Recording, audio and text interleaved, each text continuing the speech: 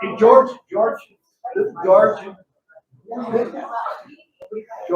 this is not church. You don't need to sit in the back.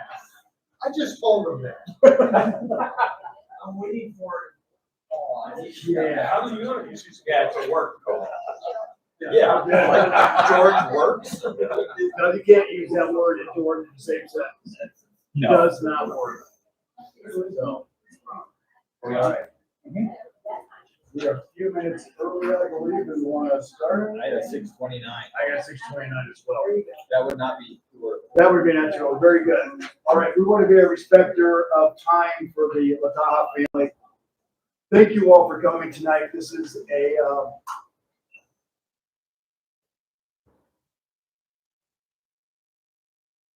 tough subject. Anybody in here who's never been on a bike? Knowing anybody who's been on a bike, seeing what can happen, and this family is living something that none of us hope we ever have to go through. We want to respect their time and very appreciative of you, your children, for being here tonight, and for office staff, co-workers. What we're going to do tonight is we'll let Dr. Kim do her presentation. If she's up for it when she's done, will be a short Q&A, and then we'll go into our club membership meeting. That'll be very brief, but we want to respect their time tonight. So without further ado, for those of you who don't know me, I'm Mike McGee. I'm the president of the Bellevue Bicycle Club right now. I'm going to call upon Greg Trader, who has been in great contact with the Latacha family, to introduce our guest tonight, and then we'll let her proceed.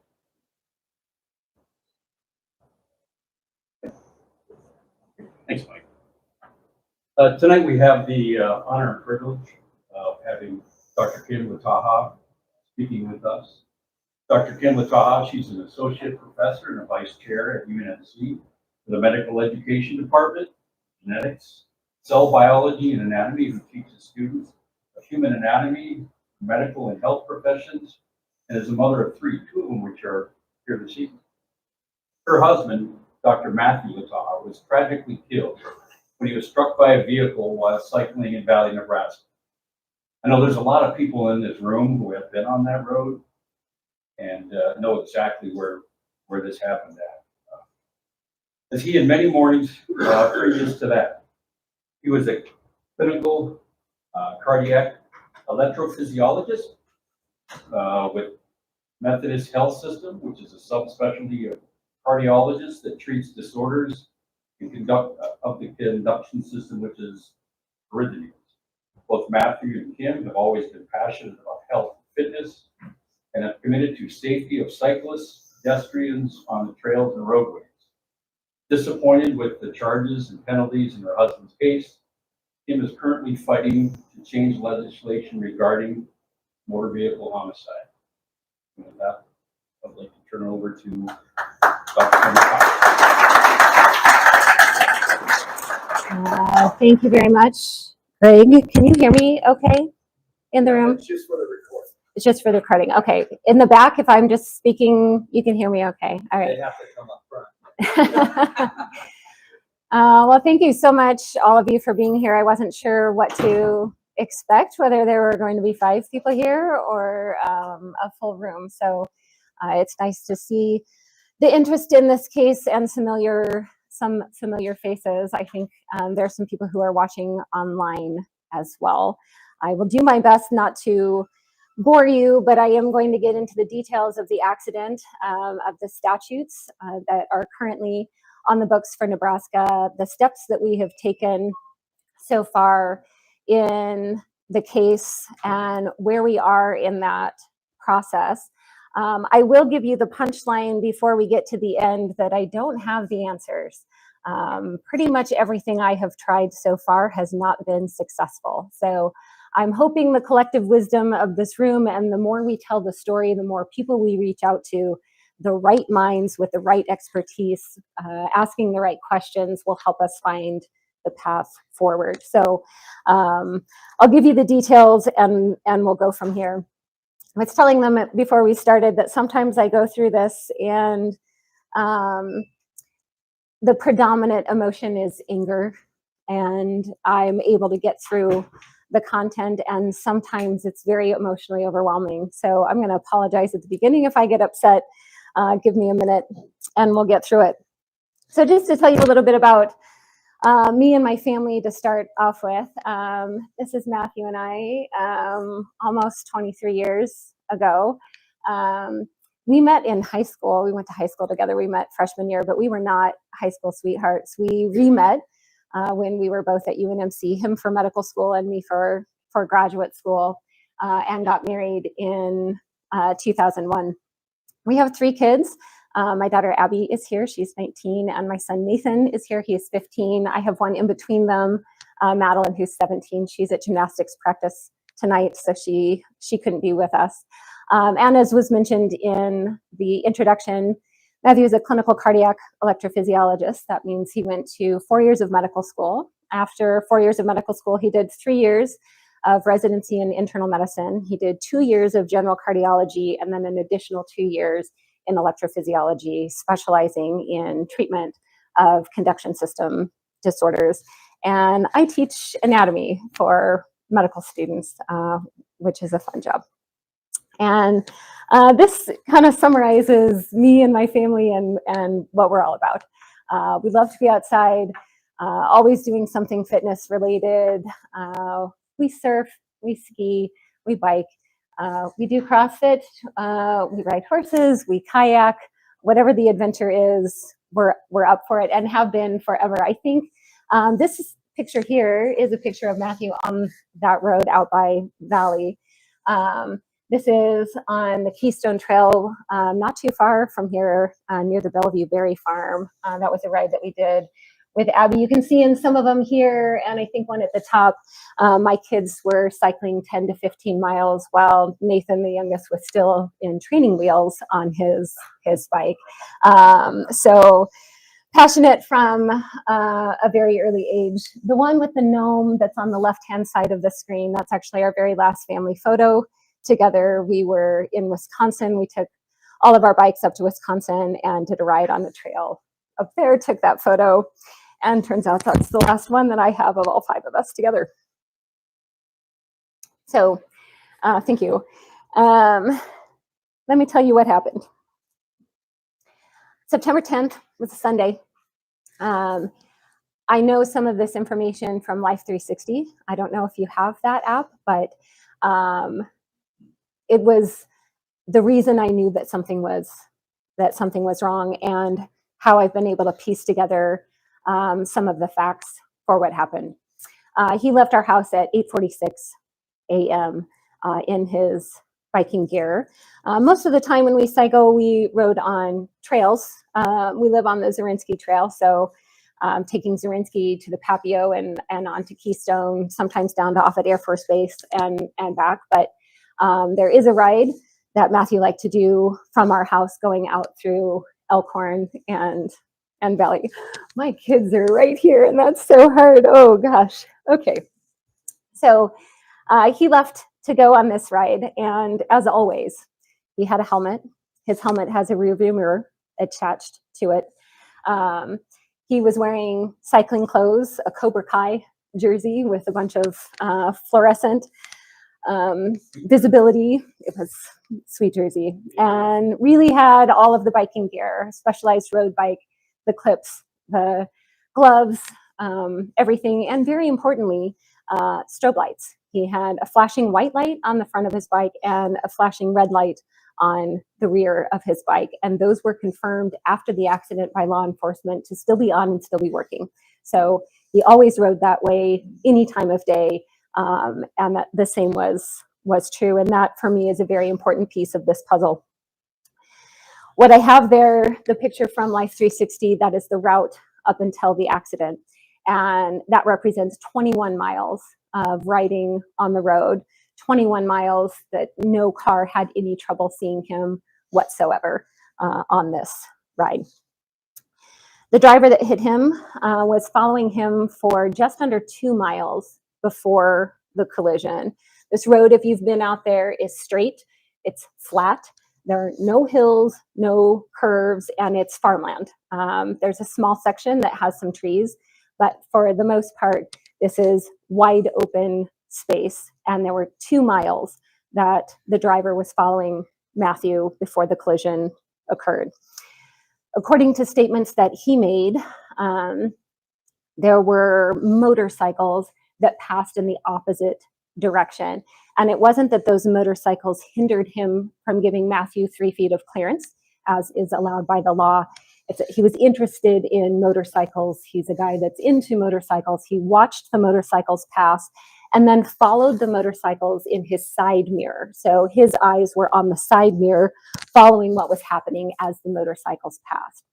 Doesn't recall exactly. He may or may not have, after watching the motorcycles, reached for a cup of coffee, and per his statement, once he looked up again, it was too late to stop. He was driving at 55 miles an hour. The car was set to cruise control. He was still on cruise control at the time of the collision. He did not have time even to brake prior to hitting Matthew. So I have not been out there. I was out there the day that it happened. I was actually out of town.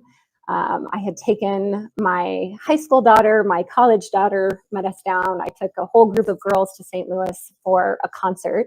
My son and Matthew were in Omaha, and we were driving back from St. Louis that day.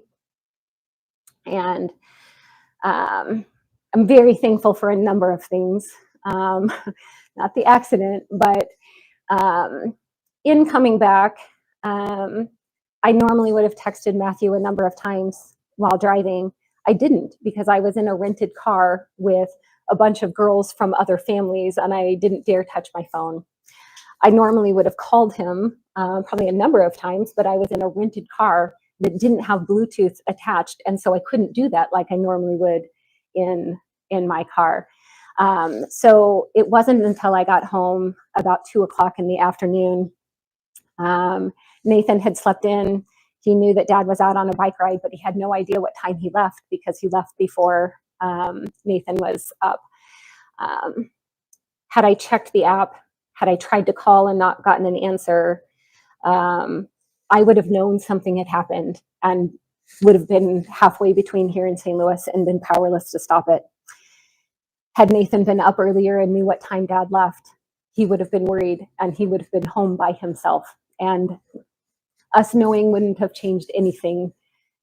When a cyclist is hit at 55 miles an hour, there's not going to be a positive outcome for the cyclist. So it wasn't until 2 o'clock that I got home. He was supposed to help me take the rental car back, and he wasn't there, that I texted him. He didn't answer. I pulled up Life 360 and saw what time he left, and saw that the dot that was supposed to be his phone wasn't moving. And so we called 911. We got in the car. We drove out there, and that's how we found out, which was horrible. 2 of my kids were with me at the time. So I've seen it then. I haven't been out there since. I can't go. But my sister and her husband went out and did a little mapping for me. Driving on the road, my sister stood where the accident occurred, and my brother-in-law drove and kept track of visibility, when he could see her and when he couldn't. There is a very tiny curve that has a tree. Even if you say from that moment that there was no visibility, from when visibility occurs again to where the accident took place, it's still half a mile. He said he was going 55 miles an hour. The car was too old to have a black box, but the other data about how long it took the car to come to a stop confirms that that was probably what he was driving. If we make the math easy, 60 miles an hour is 1 mile every minute, right? So a half a mile is roughly about 30 seconds of inattention. I won't make you do it. I thought about it. But I have set my phone timer, and you should do it sometime. Put your phone in front of you and watch that tick to 30 seconds. It's an extraordinary amount of time. If you are looking at your phone and thinking about being behind the wheel of a car driving 55 miles an hour on a country road where you know that there are probably farm equipment, animals, cyclists. It's unbelievable to me that you would not look forward for a full 30 seconds, and that's just a half mile of that distance to never look forward. According to the Nebraska Department of Transportation, reading a text message takes approximately 5 seconds. We're talking about 30 seconds of inattention. So this was not, he picked up his phone to look at a text, came over a hill, and suddenly there was a cyclist, or came around a corner. That is not this situation. According to the same thing, this is a direct quote, they use 55 miles an hour as the example. That's like driving the length of a football field with your eyes closed. And in this case, that's like that times 6. It is 6 football fields in length, driving at 55 miles an hour when you are inattentive to your surroundings. And remember, the cyclist has a flashing red light on the rear of the bicycle. So even in the peripheral vision, there is a flashing light. They were headed south and the accident occurred about 10:15 in the morning. So heading south at 10:15, the sun isn't in your eyes, right? The sun is off to the east, off to the left. And so that was not a factor. This is from Life 360, and then on the right-hand side, just from Google Earth, a snapshot of the same thing. I don't know if I can use my mouse to show you, or if you can visualize that, but there's this curve of the river, the creek really, that comes close to the road, and then this one. Oh, I mean, I'll just point. I don't have a problem pointing. Okay, so there's this curve here that comes very close to 252nd, and then this one, and that represents this piece right here and this one. Okay, so those are the same snapshot. This is where the collision occurs, and this is where that small loop is. So this is the small loop. This is Rainwood Road, and the collision occurs about here. And what's so striking about that picture, you really see what the landscape looks like. This is the small bend with the trees that I was talking about, that maybe there was a momentary lapse in ability to see forward. But from this bend all the way to here, that's about a half mile. And that's the level of inattention that occurred in this case. So following the collision, the driver did stay. His vehicle went off the edge. It had to be towed. So there was really no ability for him to leave. You're out in the middle of a farm field, and the car had to be towed. He did voluntarily agree to provide a blood sample for a tox screen. He was not positive for any substances whatsoever. That was not a factor in this case. Because he was driving the speed limit, was not driving erratically per any witnesses, swerving in and out of lanes, and the tox screen was negative. The Douglas County Sheriff in their report noted this as careless driving. And that's a very key phrase in how this case has been, and the charges against the driver, that in the sheriff's report, it was noted as careless driving. We were talking before actually about why it took so long, if you followed this case, why it took so long to release the driver's name and the charges. The length of time made a lot of people wonder whether or not Matthew had done something wrong, whether the cyclist was at fault, and that some sort of massive investigation needed to occur before charges were filed. That was not the case. Liability in this case was determined almost immediately. No one questioned that Matthew was doing anything but following all laws. The reason it took so long to release the name is that the driver went on vacation. Just a couple of days after the accident, he left the state. He was out of town for 2 weeks, and the name couldn't be released or the charges announced until he was physically cited, and he was not in the state to do that. You are allowed to leave on a misdemeanor charge. You would not be allowed to leave the state if it were a felony charge.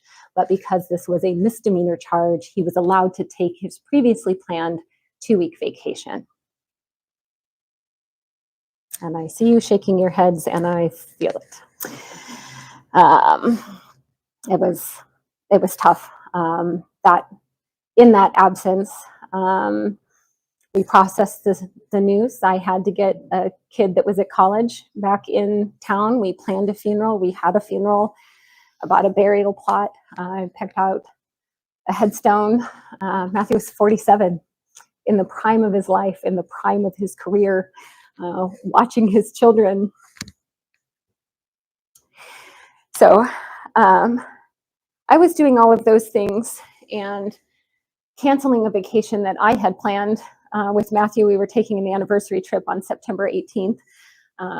So that was being canceled while we were waiting for the driver to return from his vacation.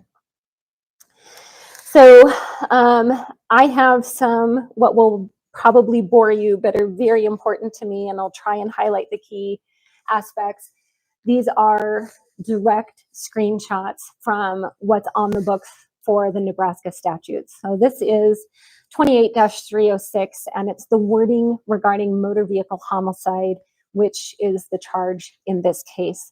The definition is a person who causes the death of another unintentionally while engaged in the operation of a motor vehicle in violation of the law of the state of Nebraska or in violation of any city or village ordinance that commits motor vehicle homicide.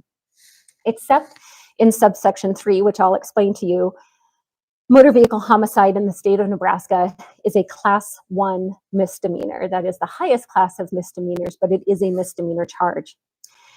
If, and then the subsection 3 states, if the proximate cause of death of another is the operation of a motor vehicle in violation of, I'm going to shorten that to 213 or 214, it becomes a class 3A felony. So what are 213 and 214? We'll start with 212, 60-6, 212. This is careless driving. Careless driving is what the sheriff noted in this particular case, because the driver was driving the speed limit, wasn't driving erratically, and wasn't positive for any substances. It was deemed careless driving. And the definition of that is any person who drives a motor vehicle in the state carelessly or without due caution. I'm going to give you the definition of what that means in a minute. Without due caution, so as to endanger a person or property, shall be guilty of careless driving. Certainly agree that that is the case. Due caution was not issued here. One tier up from that, and this is a classification that changes it from a class 1 misdemeanor to a class 3A felony by default, is the notation of reckless driving. So what's the difference between reckless driving and careless driving? I wish I could tell you. I wish somebody could tell me, because it has not been defined in any way that has, I'm a scientist, right? I want evidence. I want clear guidelines. I don't want subjectivity in the way that these classifications are made, because it matters. It matters to the victim. It matters to the family, and it matters to the person who's being accused, what their charges are. We need clear understanding of what the difference is. This one states, any person who drives any motor vehicle in such a manner as to indicate indifferent or wanton disregard. Without due caution is careless. Wanton disregard is reckless. For the safety of persons or property shall be guilty of reckless driving. The two that I want you to pay attention to here are highlighted in red. If you're committing a traffic infraction while committing motor vehicle homicide, that should count, or case law has said, that's been held to be reckless driving. Cyclists are supposed to get 3 feet of clearance, which I'm sure you all know. It is a traffic infraction not to give 3 feet of clearance while passing, but that was not, as I was told, significant enough law to be breaking as a traffic infraction to elevate the designation to reckless driving. An improper turn in prior case law, and the improper turn by a defendant while overtaking a complainant's auto was held to be reckless driving. So turning improperly was enough to be called reckless driving in prior cases. Reckless driving occurs when any person drives a motor vehicle in such a manner as to indicate indifferent or wanton disregard. That, and then reckless, for purposes of this section, has been defined as the disregard or indifference to the safety of another for the consequences of one's act. So stated 2 different ways there about this wanton disregard. The third tier or 214. So 212 is reckless, 212 is careless, 213 is reckless, and 214 is willful reckless.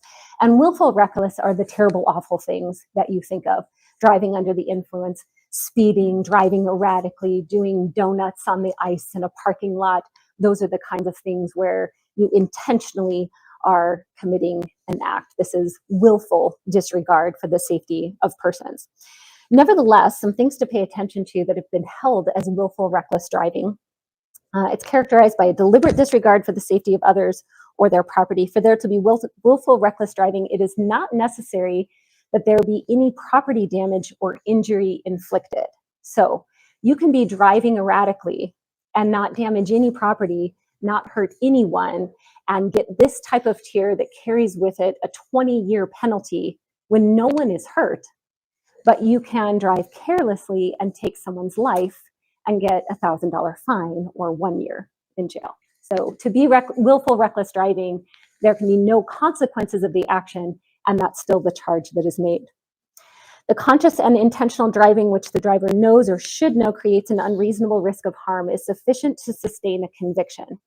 I would argue in this case, not looking forward for 30 seconds is unreasonable risk of harm that the driver should know. And that alone, even without substance, has been held to be willful reckless. One cannot commit the greater offense of willful reckless driving without simultaneously committing the lesser offense of reckless driving. The only distinction between these two offenses is intent. Okay? That's also important because in my meetings with Don Klein and the Douglas County Attorney's Office, I was told it cannot be reckless driving without intent. But the difference between reckless and willful reckless, that's where the intent comes in that highest tier per what is written in the statute. So let's consider the penalties. Careless driving is a class 1 misdemeanor. It's a $1,000 fine or up to 1 year in jail. And that is the maximum that the driver could possibly get in this case. Sentencing will be on May 23rd. That hasn't happened yet, but the maximum penalty that he could walk away with is 1 year in jail. Reckless driving, if that had been the classification, which is what I tried to argue when I met with them, that is a class 3A felony that has a $10,000 fine or up to 3 years in jail. I don't, by any stretch, think that this driver intended to cause Matthew harm. They had never met before. He didn't know this guy. There was no intent, but it was certainly, in my mind, more than careless. Willful reckless, just to complete the picture, is a class 2A felony that is up to 20 years in jail. Again, you can be charged with willful reckless when there's no property or human life damage or injury. So here are the definitions. We said that careless in the statute says without due caution, and reckless is wanton disregard. Willful reckless is a willful disregard. This is just according to good old Merriam-Webster. Due caution, the word due, like due process, means lawful. And caution is prudent forethought to minimize risk. So were you lawfully being prudent, giving forethought to minimize risk? In this case, clearly was not the case. Wanton disregard. Wanton means having no just foundation or provocation, and disregard is to pay no attention to.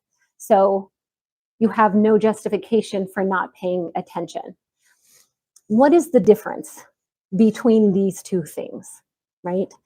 You didn't give prudent forethought to minimize risk, or you have no rationale for not paying attention to something.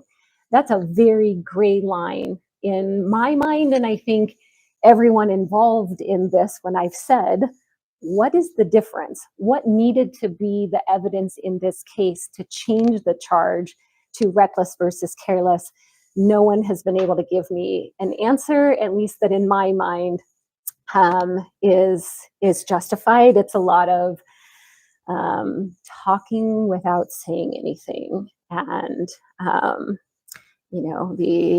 let me tell you how it is kinds of political speak, without really truly understanding the laws that you are adjudicating. Willful disregard done deliberately, I don't think that is applicable. And because I teach for a living and have to give you the full picture, I included this one too. This is the law this is 60-6-133. This is the no less than 3 feet of clearance. This is the traffic infraction that also occurred during the accident at the time of the collision. So what did we do? I was, I think, understandably very angry when I heard the charges that were going to be filed, and I looked up the penalty and had an idea where this was going. I felt it was unjust, and wrote to a lot of people and asked, what do we do? And in talking with the attorney, Lindsay Grove, that was assigned by the Douglas County Attorney's Office to this case, she's in the Motor Vehicle Division, I was invited to go meet downtown with the Douglas County Attorney. So I met with Don Klein and several members of his team. Lindsay Grove, again, is the attorney assigned to this case. John Brazda is a liaison that helps with interactions with victims' families. So I met with them on October 16th, which is my oldest birthday. I was there during the day, meeting with them and presented my case. I thought convincingly, it turns out not so much. When pressed, they could not give me or articulate a distinction between careless and reckless. I tried to make the argument when they were saying it is kind of gray. I said, let's define it. You are not going to get a case that has clearer evidence than this. And if you want to make a stand about distracted driving, whatever the distraction is, that let's do it. Let's try the case, make the stronger charge. Let's write new case law. I would rather go after a stronger charge and lose than demean his life and his significance in this community by wrapping up a box with a pretty bow and making it go away quietly. Let's fight. Let's do something.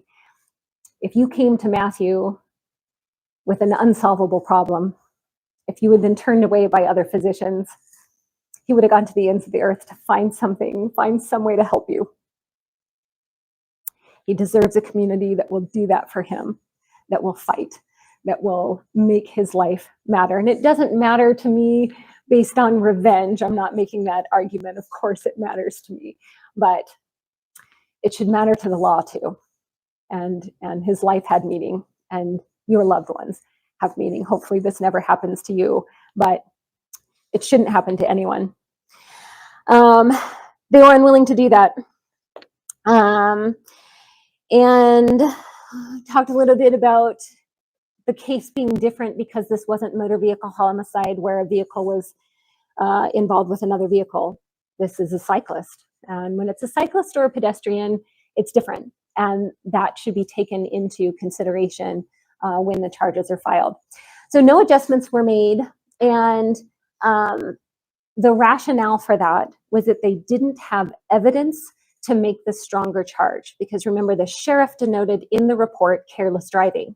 So they couldn't issue a charge for the driver that exceeded the evidence because the evidence showed careless driving, and careless driving comes with a class 1 misdemeanor.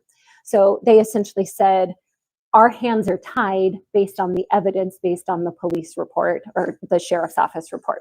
So of course, you know what I did. I went to talk to the sheriff, because if the county attorney is saying, this is not a problem that we can solve for you, I'm going to talk to the people who make those decisions. So I was invited to speak. This is me looking very uncomfortable here in the group of concerned citizens. This was a public safety forum to hear concerns from citizens about public safety. I presented small case and asked the same question. What is careless driving? What is reckless driving? You on site as the investigators, what do you look for? What kinds of key pieces of evidence are necessary that help define these different categories? what was said at that forum, and I think that's on a recorded Facebook Live somewhere on the sheriff's office, but they said the problem is with the statute. The statute is poorly defined. We need better laws to allow us to make better charges. So they are making the call based on what's on the books. So you know where this is going.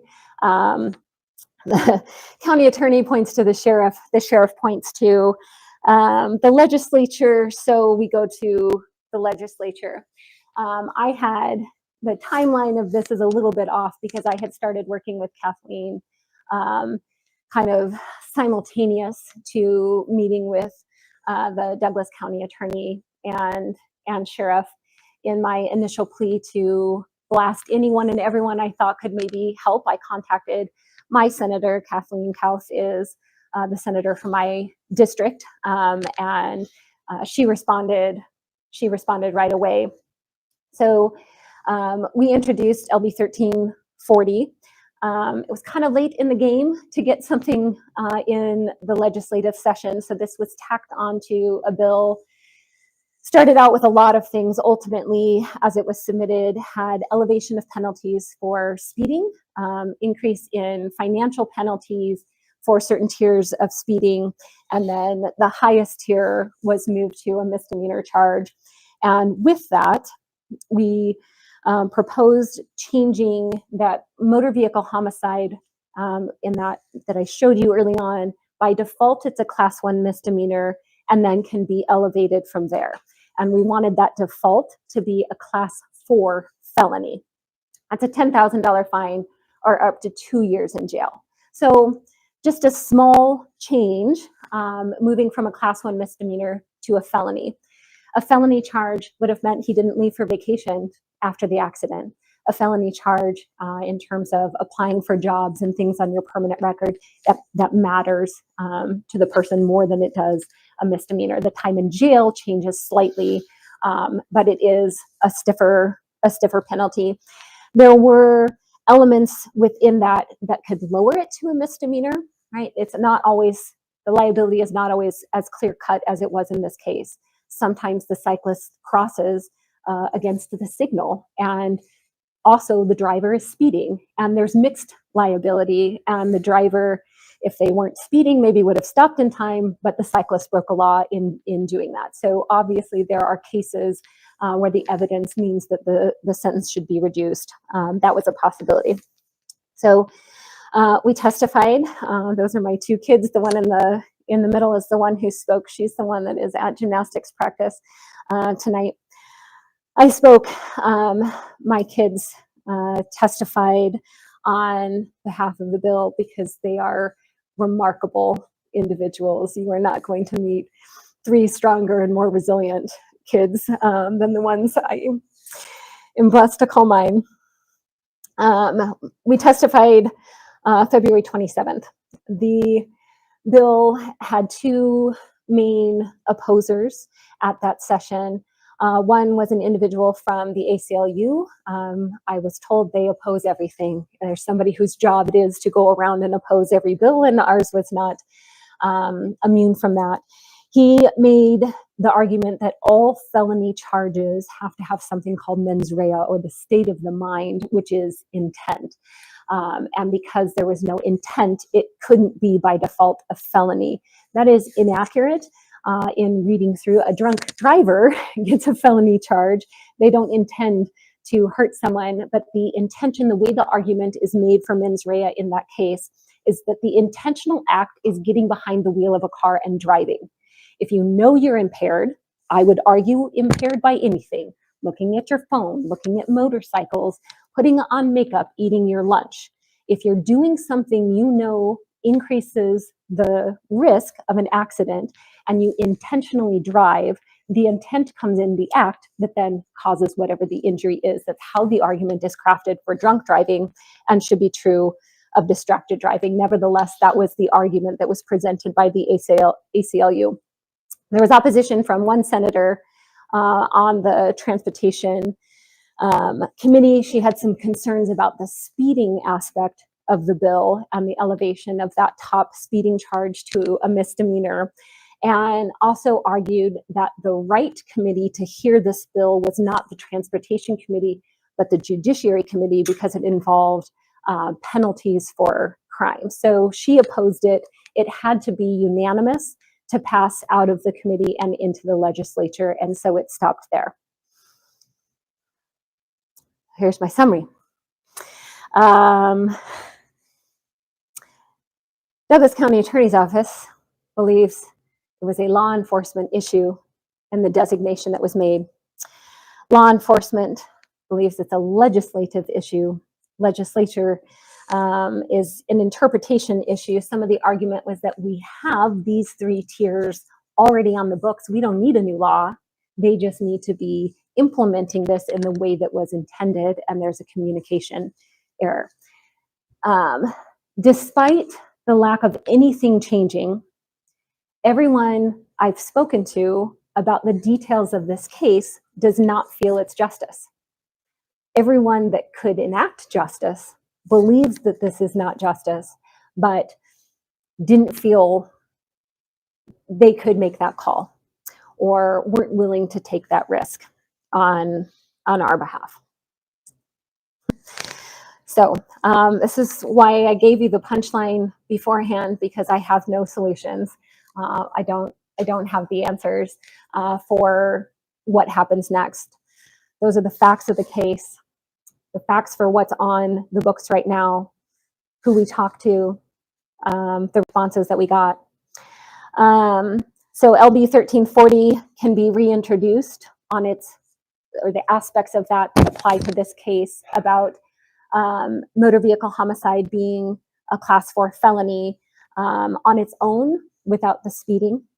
And we can take that approach and elevate those charges. Do we need to introduce language that better defines careless and reckless driving? Not introduce anything new, not change the penalties, but better understand the laws that are already on the books. It's another angle. There are also sentence enhancements. So keeping the law as is, but adding language that says if the victim is a pedestrian or a cyclist, that automatically elevates the charge to a felony versus a misdemeanor. And so it can be about specific populations or about distracted driving or minimum being a felony. Because every finger is pointing in a different direction, it's hard for me to know what is my target. Who do we go to? Who makes the change, and what change is necessary? So how can you help me? I'm an anatomy professor. I have no background in law enforcement. I have no background in the legal system. I am not an attorney. I am just someone who is feels an injustice, and I can read, and I'm trying to make sense of something that doesn't make sense to me. So if it makes sense to you, if this is your world, if this is your expertise, please contact me. I am happy to take this whatever direction. I'll speak to anyone, I'll write to anyone.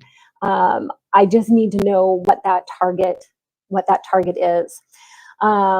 If that is not you, when these things come out, advocate. It really does matter that you send an email to a senator, that you comment on a public forum, that you comment publicly on the bills that are present for the legislator. When we were there, I didn't know that. They announced 15 people sent an email about this particular thing. It's about the numbers. They don't read those individually. The senators who are voting do, and they read and they talked to me afterwards about specific people and what they had said.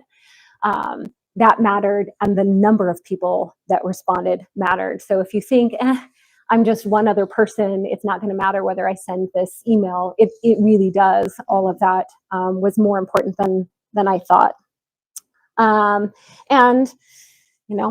tell the story. I think when you know the details of the case itself is compelling, and share that information. I think it moves people even that are outside of the cycling community to say this is not right, and that's helpful. That helps us in this cause. I was told early on by Kathleen Kauth to get anything through the legislature, it usually takes about 3 years. So I'm not defeated. We're not walking away. It wasn't a one and done sort of thing. This is just a, how do we fix it for next time?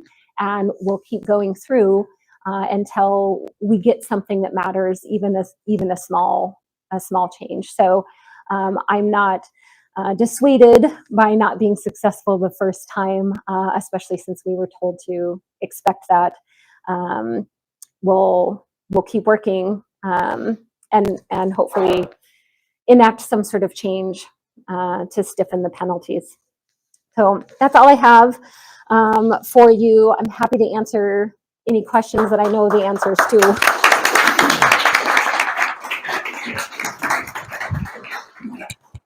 Well, first I want to say that we have about 20 or so that are online watching this, so it's a really Thank you. good turnout.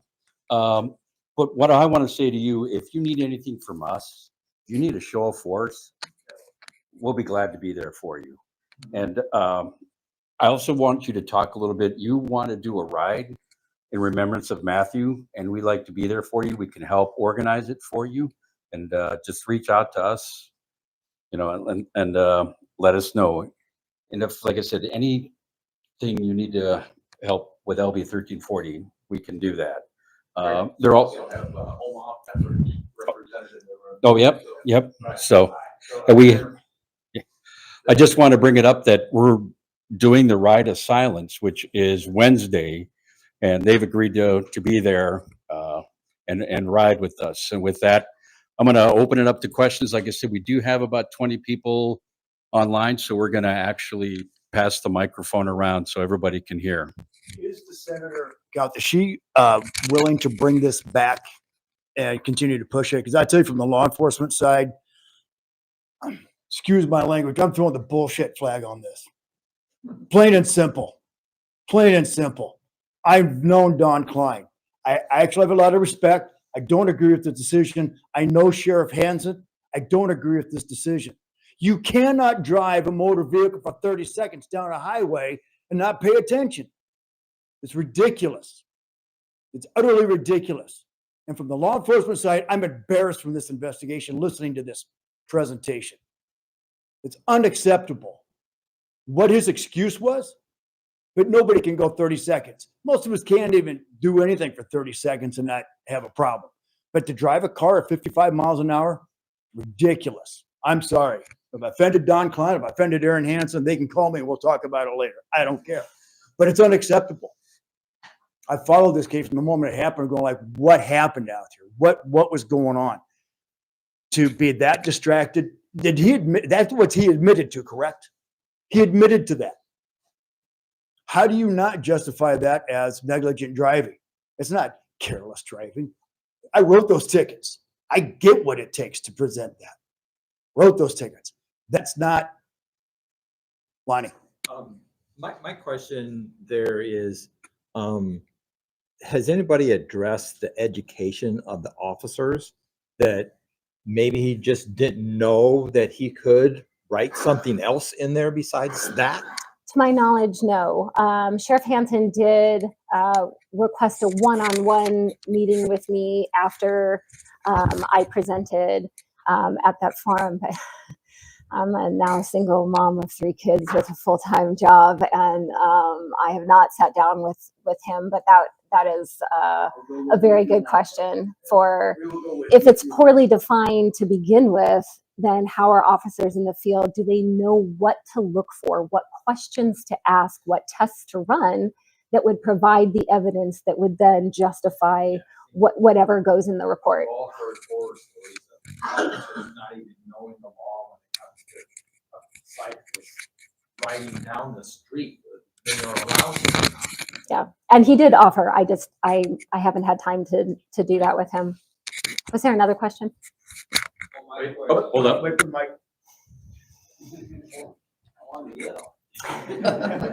My question was, have you had a chance to connect with other families that have been through similar things in Nebraska and maybe kind of a strength in numbers thing, you know, United Front, because I know of one for sure. It wasn't a bicycle, but very similar. And, you know, a couple people died as a result. And I was flabbergasted how easy the driver got off the hook. It was unbelievable. So have you had that chance? Yes, unfortunately, a number of people, more than I would have expected, sympathize with us and have their own stories that are equally shocking. They have found me on Facebook or found my work email and reached out with stories that have made my jaw drop for the circumstances paired with the penalty. And they've offered help. And I need to know what that help is other than, you know, comment on these bills, because they're victims like me that don't have experience in this, but they're willing to participate, to speak, to tell their story. And it is surprising. I mean, it doesn't happen a lot, but when it does happen, it's so egregious. It really is terrible to read. Dr. Kim, thank you for coming. My question is going to be a little bit different. First, I want to say I'm so sorry for the loss of your husband. Thank you. Then a couple of questions are, how are you holding up personally with your kids? I have no And- answer to that. And how can we pray for you? How can I pray for you? That's a very good question. I think we need strength. The emotional toll is heavy. And I think we're all doing well given the circumstances, but all of us have that same response of honoring him by excelling. And there's not a lot of downtime to think and process, because I'm going to get perfect grades and I'm going to be great at the sport and I'm going to excel in this area and we're going to advocate and we're going to speak and we're busy with those things. But it's heavy. And in the quiet moments, it hits hard. You know, You got to come home at night. yes. So wisdom and strength and direction are all very much needed.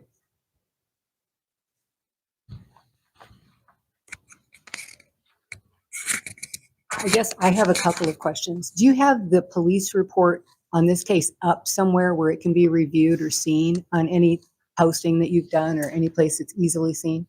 It's publicly available Sure, I can get in a form. Yeah. And I have the publicly available form that has certain things omitted. It's the form I needed for like life insurance stuff, but it doesn't have everything that was done.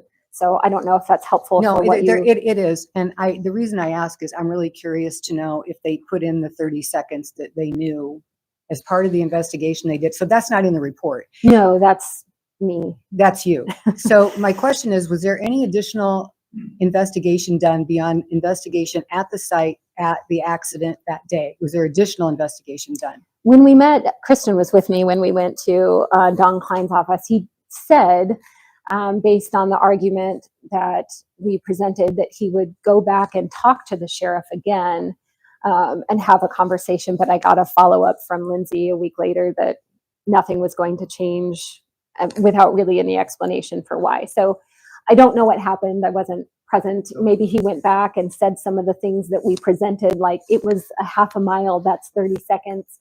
Maybe they had that discussion and didn't think that was enough to elevate the charges, or maybe that didn't take place. I don't know. Well, So you don't know if they did an actual reconstruction of that accident? I am unaware. And If they did, it hasn't been disclosed to me, and I kind of feel like I've been loud enough that they would tell me, but I don't know. Because there are many parts of the report that are not public information. Yes, I haven't The seen county those. attorney, the judge will see those, but they are not releasable to the public. And those are the ones that would contain those specific statements that the driver would have made after he was given Miranda rights, probably with an attorney. And that's where that information would have been gathered. Yeah, it's probably in a supplemental report of sorts that you Right. can't get to. I appreciate the question, especially about the legal training, and that leads to my follow-up is, are you going to sue not only the driver, but I mean, there's some legal opportunities here to sue that will make change. One of those would be, and I'm a former Douglas County commissioner, so I'd be sitting on the other side of this if it came, and I can tell you exactly how we would respond, or at least we would have when I was there, is that the idea of suing the county for failure to train, to sue the sheriff, and that they're not doing that, and then, I mean, you could keep the money or get the money, or the money could be plowed back into training. It doesn't matter what you do with it, but to sue them, to force them, because I'm certain, knowing how the academy works in Douglas County generally, that the information that they get, it glazes over the top layer of legal terminology because they have to be able to write reports. But what it doesn't do is differentiate like you did here. That's not the level of training that they're getting. And so you could sue to make that happen. For their failure to do it, you could sue them, and then you could. No one has suggested that, but I love that Yeah, idea. you could navigate. Well, Suing the driver we've done that. That's already settled. He doesn't own anything. Yeah. You can go and you can get a settlement for $30 Sure. million and you don't collect any of that if they don't have it. Sure. So that was ineffective Yeah, in inflicting any pain. Sure. And I guess the other question that I had too is, do you know who the judge is in this case? I do. I don't.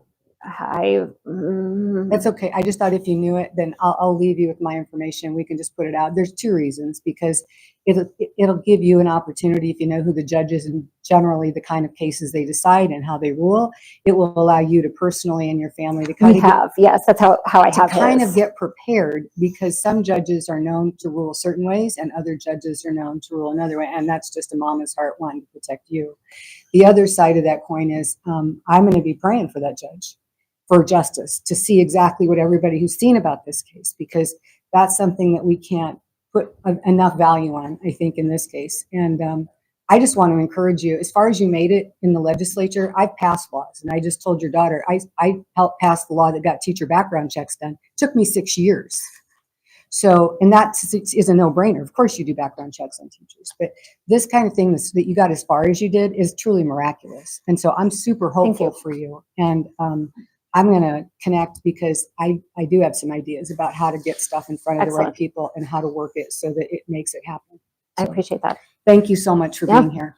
I probably took far more time. As my kids know, if you ask a professor to speak, they will profess. That's what we do. You will always get more than you bargain for. So I apologize for speaking for so long. Oh, no. I mean, take as long as you want. I mean, Any other questions? For Recently, a bicyclist was killed on the interstate, middle of the night. Is he charged with, the driver charged with anything? I don't know the charges, but it is illegal to ride on the interstate. There are certain roads that it is At 2:30 in the illegal. So, yes. The But road is- Matthew was riding on is a legal road. You can't ride on any roads, like you can't ride on Dodge either, even though it's not an interstate. It has to have intersections. It can't be a merge on, merge off, continuously running street. So the cyclist in that case bears some of the fault. I don't know the charges in that case. I have been trying to follow as much as I can other things that have happened. I haven't seen anything quite as similar to ours. There's been some instances where there were illegal turns or crossing against the light. So those charges are obviously going to be different than in this case. Could the driver have been charged with anything less than what he was charged with for motor vehicle homicide? You cannot be charged at all. It can be ruled truly an accident, or that the driver is not at fault at all. So homicide involving a vehicle can occur with no charges at all. So yes, it can be reduced, and nothing could be charged if the driver didn't do anything wrong. I mean, if more of the responsibility goes to the cyclist, you have to put it there. If the driver was all within proper law, operating proper speed, within distance, headlights, all that kind of stuff, did nothing wrong, and that cyclist, is that the one on like a 35th and Leavenworth couple like last week? Yeah. Yeah, okay. And then there was indicating that the cyclist was in and out. If at 2:30 in the morning and they cut out in front of you and you have no ability to react, it's hard to blame the driver of the motor vehicle if the cyclist is driving the cycle erratically and violating the law, because Which would also been true if it was another motor vehicle. sure, the way I operated as a police officer, if a bicycle is on the street, it has to follow the same laws as a motor vehicle. If that same bicycle goes onto the sidewalk, it has to follow the laws as a pedestrian. And that's as easy as I broke it down to be able to enforce it. So if I'm on the roadway, I have to follow the same laws as a motor vehicle. What would the penalty have been had the driver ran into a car that was going 40 miles an hour? Again, you have to look at who has the majority of the contributing circumstances. I mean, the and all exact same circumstance. The car's going down the road 40 miles an hour and you just run into it. Potentially the same charge. It could have been a misdemeanor. And you see Mr. Motor Vehicle Homicide charges all the time. And again, if there isn't a ride I've been on, I've been paying attention since this situation. And we all in here can have our horror stories of how close we came to being hit. I saw Jeff get hit last year making a corner on a crosswalk because people weren't paying attention. The level of distracted driving, people not paying attention when they're behind a motor vehicle, is exponentially increased since the invention of the cell phone and all these things. And then when you have a stretch of road like this and you have a wide open area and you can't see that cyclist, you have to ask the question, why could he not see it? Does he have a vision impact? Is there some other factor besides a law violation? You know, that as we age, I'm putting myself in this category, as we age, our bodies change. Is there a factor, medical factor? This, I guess, having doctors in the room, I will call on you people and say, hey, let's look at the real physical aspect of drivers as we age and the impact of it. Now, does that mean older people can't drive? No, but it does require more caution. Well, for those of you who don't know, this is Dr. Phil. When I had my cardiac arrest, I fell at his feet. Talk about luck. I'll just throw that out there. That I'm happy to see you, man. What's the speed limit out there? 55 miles an hour. It is 55 on a gravel road, huh? It's not gravel. Oh, I thought that was gravel. Okay. Yeah, it's Okay. paved. All right. I did question whether it was reckless in and of itself to be using I mean, I don't know about you. I have never set my cruise control inside a city. Yeah. Even on roads in Valley. I'm well outside of Omaha, Right. halfway to Des Moines before I set cruise control, or I'm in Rockport on my way to Kansas City before cruise control goes on, because there's just too much traffic. There are too many things that can happen.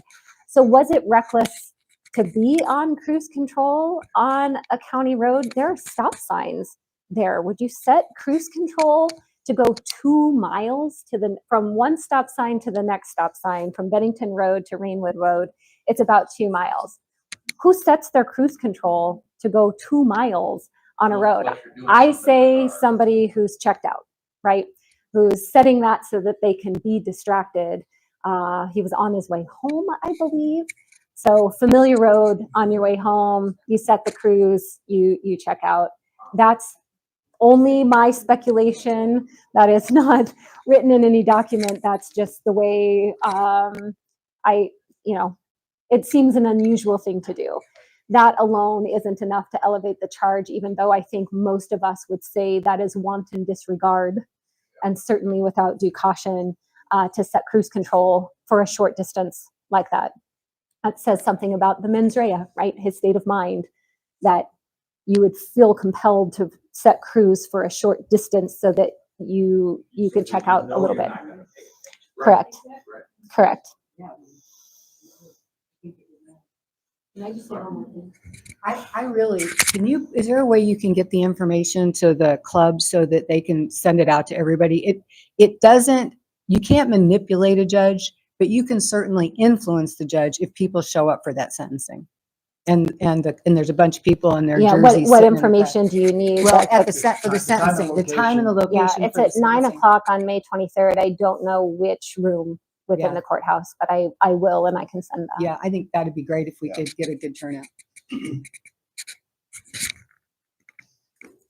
Any other questions? I was just gonna say, if anybody wants, contact information, just let me know and I'll give you all the information on that.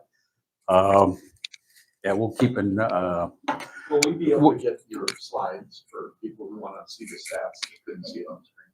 Sure. Is that Those will be easier. I couldn't email it to you because of the photos I put in there, but I can send just like the, print it as a PDF data. or something like that? yeah, I can make a PDF that just includes the data and share that with you, for sure. But you need something else. Hmm? So you needed something. I do. I have a lot of free time now. I'm looking to fill. Right. So. Thank you. All right, let's take about a 5-minute break before we start our membership meeting and give the Latacha family time to pack up, move on, and hopefully stay with you. Thank you.